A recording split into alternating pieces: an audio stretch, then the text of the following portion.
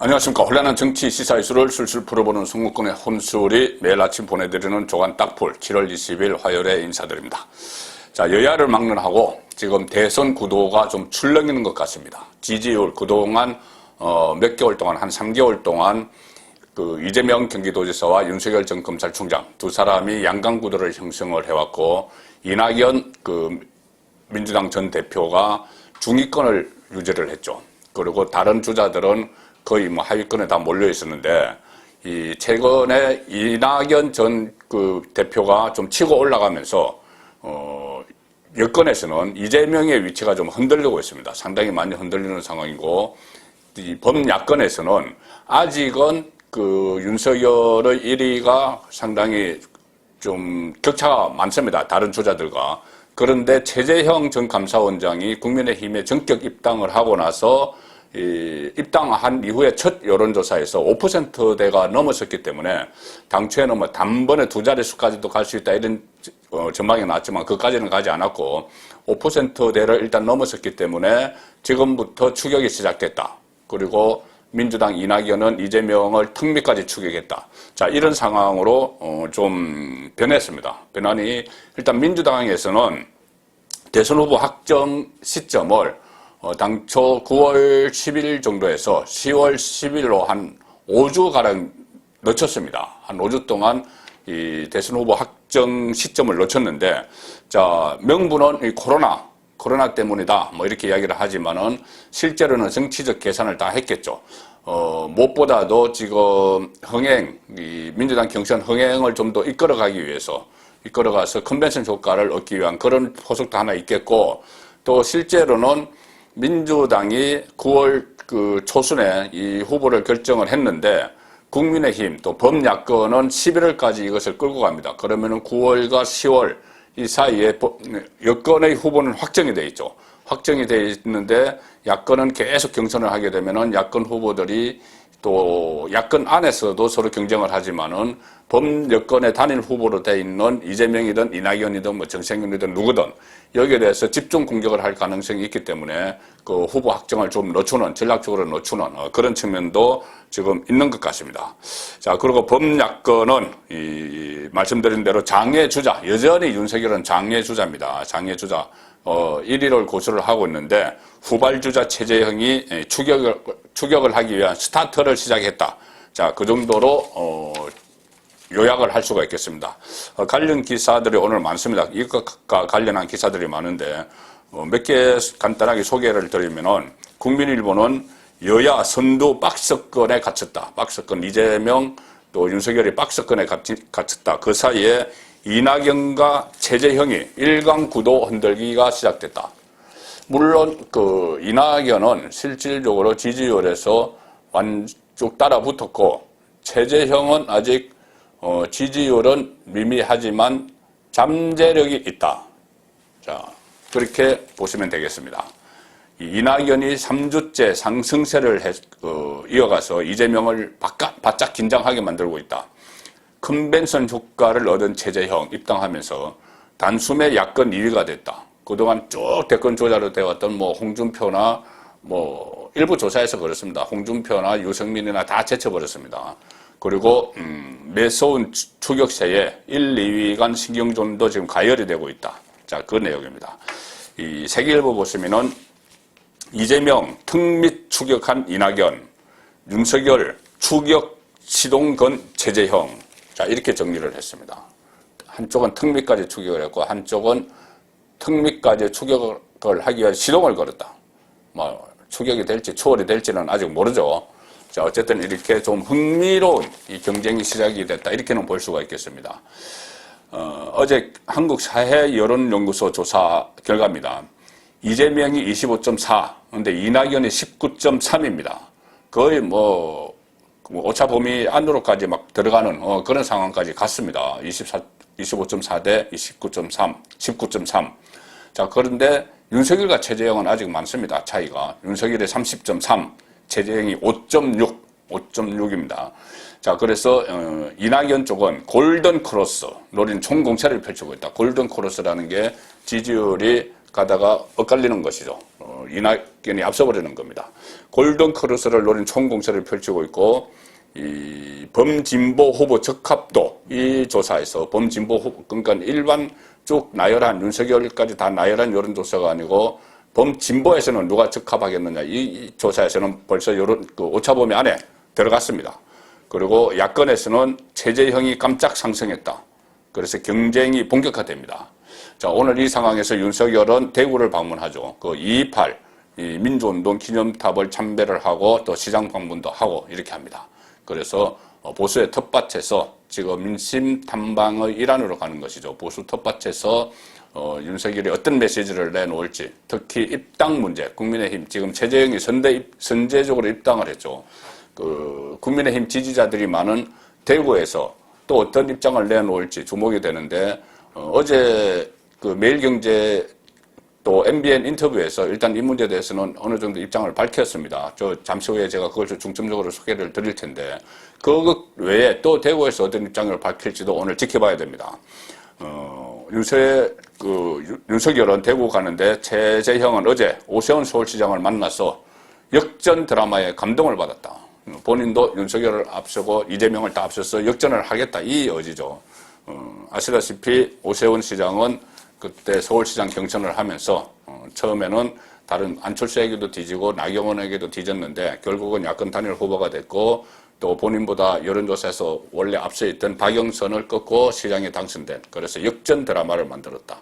최재형이 그것을 벤치마킹 해보고 싶다. 그런 뜻을 밝힌 것이죠.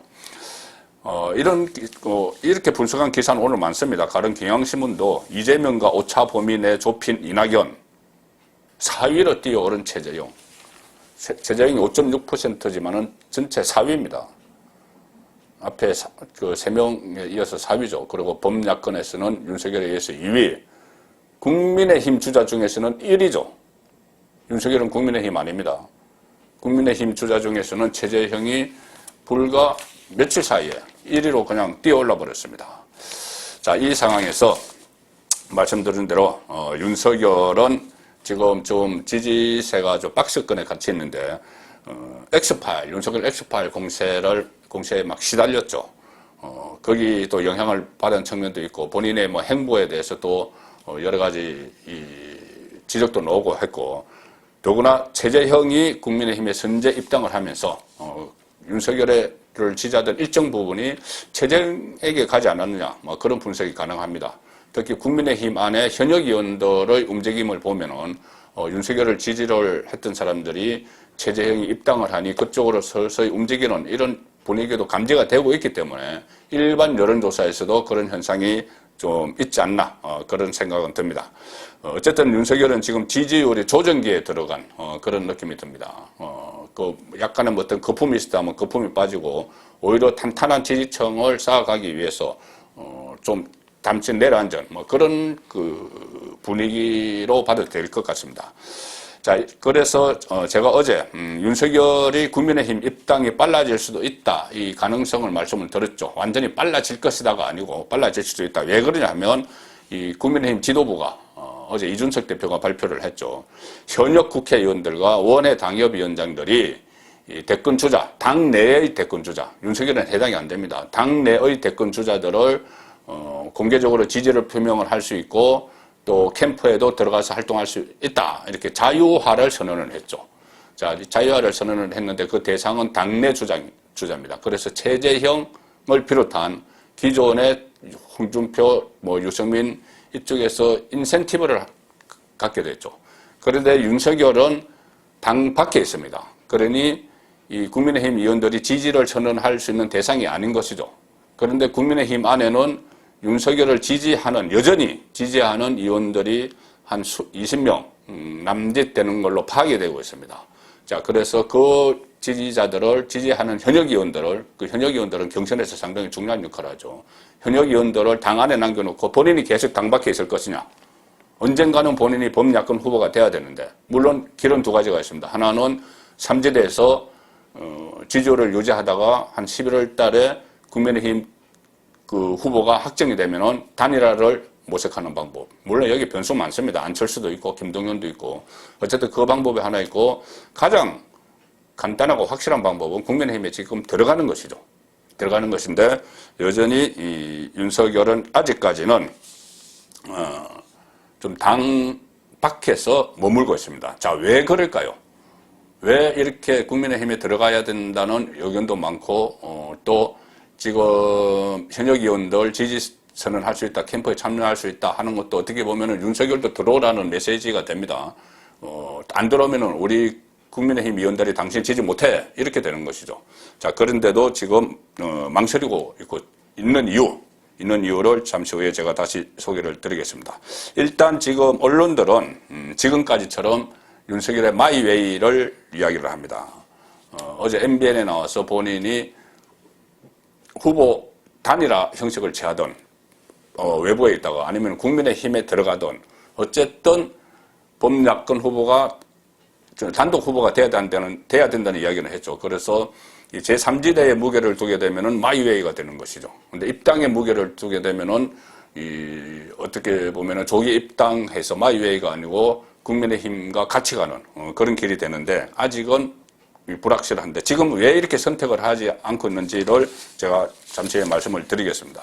자, 그래서 서울신문 같은 경우 보면은 다른 언론도 뭐 비슷한 논조인데 윤석열이 국민의힘 입당 압박 지속해도 장기전에 대비해서 마이웨이를 고수하고 있다. 자, 장기전이라고 하는데 저는 그렇게 장기전이라고 보지 않습니다. 일단 언론이 이렇게 쓰고 있는데 제가 행간의 뜻은 다시 말씀을 드리죠. 자, 서울신문은 지금 이렇게 쓰고 있습니다. 장기전 대비한 마이웨이다. 야당 지도부, 당내 대권 주자만 공개 지지할 수 있다. 이렇게 이야기를 했죠. 그래서 8월 경선버스 탑승한 최재형에게는 인센티브가 주어졌다. 그리고 또 건영세 대외협력위원장 외부 인사 영입을 추진을 하고 있죠. 건영세가 장성민, 김대중 정부 청와대 상황실장을 지냈던 장성민, 김동연 이 대권주자로 분류가 됩니다. 여기에 입당 권유를 예고를 했다. 자, 다 들어오라 이거죠. 빅텐트를 치자. 그런데 윤석열이 지금 문제입니다. 윤석열에 대해서는 국민의힘 입당을 한 뒤 경선을 하는 방법, 제3지대 단일화 경선 가능성 이것을 다 열어놓고 있습니다. 자, 그래서 윤석열 캠프는 일단 장기전을 준비하고 있다. 8월 중순까지 윤석열이 듣습니다. 민생 행보를 진행한 후에 이것을 바탕으로 분야별 정책을 선보이고 입당을 결정할 거다. 자, 그런데 8월 중순 했는데 이것이 더 빨라질 수도 있습니다. 경선 시기가 더 빨라질 수도 있죠. 자, 어쨌든 이 상황인데 윤석열의 속마음은 뭘까요? 국민의힘 입당 문제에 대해서 정말 속마음은 뭘까? 저는 오늘자 매일경제 인터뷰 기사에서 또 어제 MBN 저녁 뉴스와의 인터뷰에서 윤석열의 속마음을 좀 읽을 수가 있었습니다. 어제 이야기한 행간의 뜻을 좀 읽을 수가 있었다는 이야기죠. 자, 요즘 윤석열 전 총장이 여러 언론과 이 와이드 인터뷰를 쭉 하고 있습니다. 돌아가면서 처음에 경향신문부터 해서 동아일보 다 했죠. 중앙일보 다 했는데 오늘은 경제신문, 매일경제와 와이드 인터뷰를 이렇게 했습니다. 경제신문이기 때문에 일면 기사도 그렇고 이 해설기사, 이 일문일답을 정리한 해설기사에서도 주로 경제정책을 많이 이야기했는데 자, 제가 주목한 부분은 물론 경제도 중요한 대목이지만 일단 어떤 입당을 하느냐 마느냐 여기에 따라서 대선 구도가 상당히 바뀔 수가 있기 때문에 거기에 주목을 했습니다. 아래 보시면 그와 관련한 이 질문이 나오고 답변이 나오는데 자, 제가 읽어드리면은 이렇습니다. 그 핵심만 읽어드리면은 지금 윤석열이 듣습니다라는 이름의 민생 투어를 진행하고 여러 전문가들과 만나 견해를 듣는 방식으로 대선 행보를 지금 하고 있다. 그런데 이 인터뷰에서 이 같은 행보를 당분간 이어나갈 것이다. 국민의힘 소속으로 하는 일은 당분간 없을 것이다. 이렇게 해석을 했습니다. 그러면서 질문은 이렇게 됩니다. 국민의힘에 언제 입당할지가 큰 관심사다. 어떻게 생각을 하고 있느냐? 이렇게 물으니 윤석열이 정권 교체를 어렵게 만드는 방식을 취할 생각이 전혀 없다. 나의 선택으로 인해서 정권 교체가 어렵게 되도록 하지는 않겠다. 이 이야기죠. 그거는 한마디로 하면은 무조건 야권에서는 단일 후보가 나와야 된다는 이야기입니다. 자, 그리고 다음 이어가는 말은 이겁니다. 다만 어떤 딱지를 붙이고, 딱지, 여기 지금 정당 소속이라는 딱지를 이야기하는 겁니다. 딱지를 붙이고 다니면, 이 민생 투어를 다니면 편한 이야기를 듣는데 장애가 많다. 내가 국민의힘 소속으로 누구를 만나게 되면은 이야기를 편하게 안 할 수도 있다, 상대방이. 자, 가령 지난 17일에 광주에 갔는데 만약 내가 국민의힘 옷을 입고 갔다면 광주 지역민들이 저를 대할 때 태도가 달랐을 것 아니냐. 그래서 가령 광주에 가니 어떤 분들은 지금은 정권 교체, 광주는 상당히 문재인 지지세가 높은 곳이죠. 어떤 분들은 정권 교체보다 정치 개혁이 더 중요하다고 이야기를 하더라. 그런데 만약에 내가 국민의힘 당원이라면 나에게 그런 식으로 말을 하겠느냐, 이 이야기입니다.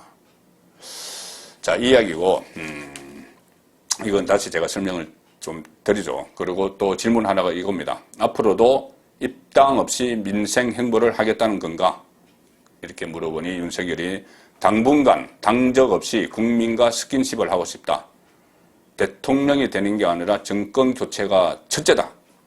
그러니까 내가 아니라도 정권 교체는 돼야 되니 내가 거기에 장애물은 안 되겠다. 이 이야기입니다. 제가 행간의 뜻을 좀 읽어드리면은 이겁니다. 핵심은 자, 정권 교체를 어렵게 만드는 방식을 취할 생각이 전혀 없다. 이것은 범야권 후보는 단일 후보가 돼야 된다. 이 이야기죠. 단일 후보가 되는데 본인이 선택할 길은 두 갈래입니다. 하나는 삼지대에서 머물다가 국민의힘 그 후보와 단일화, 여론조사를 통해서도 뭐 협상을 담판을 통해서든 단일화 하는 것이 있고, 하나는 본인이 국민의힘에 입당하는 것이죠. 최재형처럼. 자, 그런데 저는 지금 윤석열의 말을 들어보면은 입당 쪽에 일단 무게를 둔 것 같습니다. 입당 쪽에. 왜 그러냐면은 지금 입당을 자꾸 결정된 게 없다. 국민의 목소리를 듣겠다. 이렇게 하는 이유가 지금 조금 전에 광주에서의 사례를 들었죠. 만약에 국민의힘 소속으로 민심 탐방, 지금 뭐 2, 3주 동안 민심 탐방을 계속 할 텐데 하게 되면은, 물론 뭐 야당 지지세가 강한 오늘 대구 같은 데서야 뭐 여러 가지 이야기를 듣겠죠. 그런데 광주나 아니면 호남이나 충청이나 또 이런 지역에 가면은 그 제주라도 여당의 지지세가 강한 지역에 가면은 정말 살아있는 민심을 못 듣는다. 중도층이나 또는 혹은 이 진보라도 문재인 정권에 실망해서 이탈한 진보, 그거 다 아우르겠다고 이야기를 했었죠. 큰 정치, 뭐 압도적인 정권 교체 이야기를 하면서. 자, 그것을 듣기 위해서 내가 민심 탐방 기간 중에는 국민의힘 옷을 안 입겠다. 이야기가 되는 겁니다. 자, 그래서 투어 기간 동안, 민심 투어 기간 동안에 자유롭게 내가 당적 없이 하면은 다양한 목소리를 들을 수 있다.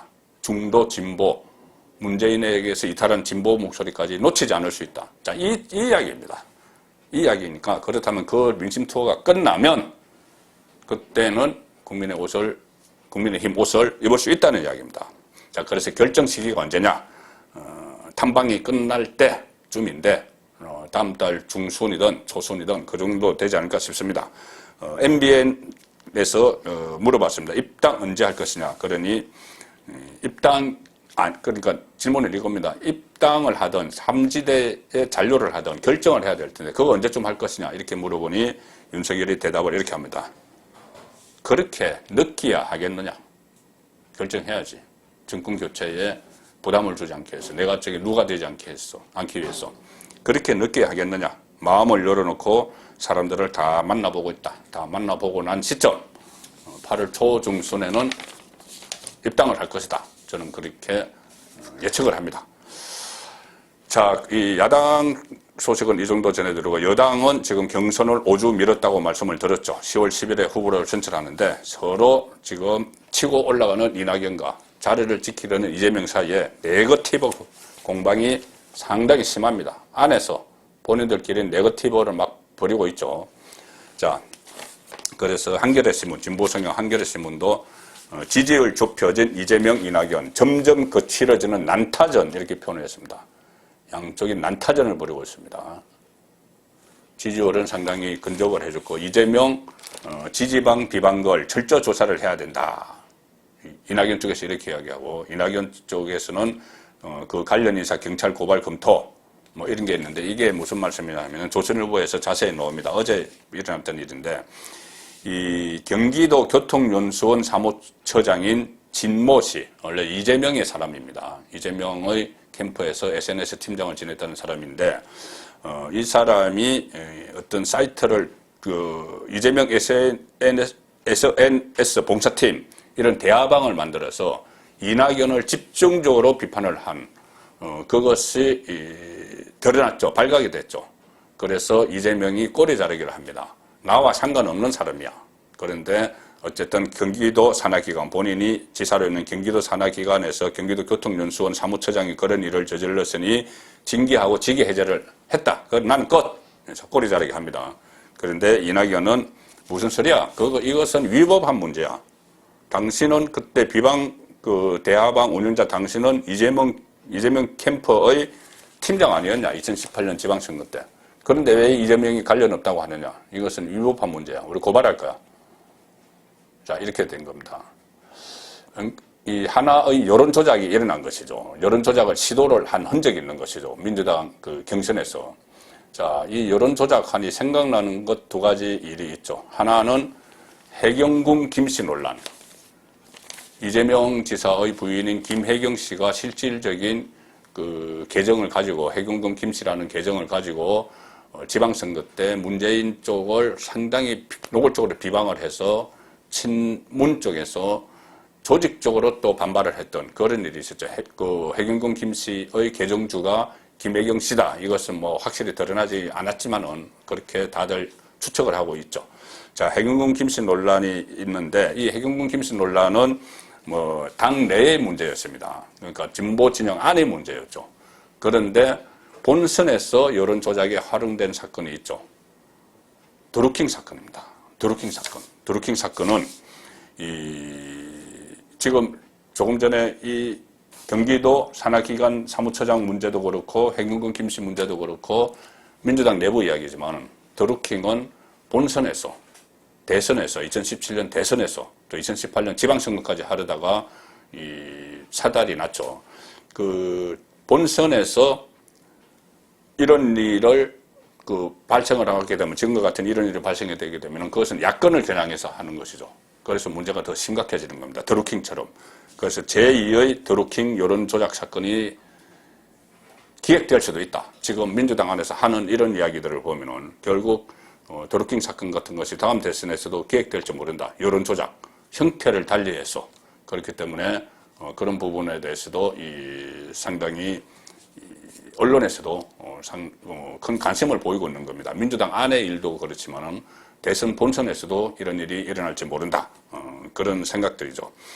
자, 그 드루킹 사건을 어떻게 보면 주범격인 김경수 경남도지사 내일 대법원에서 선고를 합니다. 그래서 만약에 무죄 취지로 파기환송이 되면은 김경수가 다시 대선 레이스에 뛰어드는 것 아니냐. 지금 친문 적자가 이른바 적자 논쟁 그 전에 벌어졌지만은 친문 적자가 없다는 이야기니까 김경수가 뛰어들 수 있는 것 아니냐. 그래서 5주 동안 그 경선을 더 연장한 것도 김경수를 염두에 둔 것 아니냐. 이런 말까지 나옵니다. 자, 설마 무죄를 내리겠느냐. 그리고 법정 구속까지 됐던 사안인데, 그리고 무죄가 된다고 해도, 설령 된다고 해도, 정말 지금 대권에 출마하겠느냐. 지금 벌써 컷오프까지 해서 민주당 경선이 진행 중인데, 그런데 문재인 정권은 상식 밖의 일 다 하죠. 특히 이 정권 재창출, 재집권을 위해서라면은 이런 일도 할지도 모릅니다.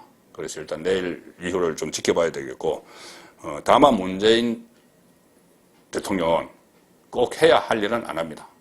하지 말아야 될 일은 하고, 그리고 또 해야 될 말은 안 하고, 하지 말아야 될 말은 합니다. 코로나 터널의 끝이 보인다. 우리가 K방역이 세계가 부러워한다. 경제가 좋아지고 있다. 그런데 지금 코로나 다시 덮쳤죠. 그 상황에서 우리 청해부대원, 해외에 파병된 청해부대원 301명 중 247명이 확진이 됐습니다. 자, 그런데 사상 유례 없는 일이죠. 그런데 이 군 통수권자는 대통령입니다. 그런데 어제 회의가 있었는데 이 사상 초유의 일에 대해서 또 할 말을 안 하고 입을 꾹 다물었다. 조선일보 일면 톡기사입니다. 82%가 감염이 됐는데 군 통수권자는 아무 말이 없다.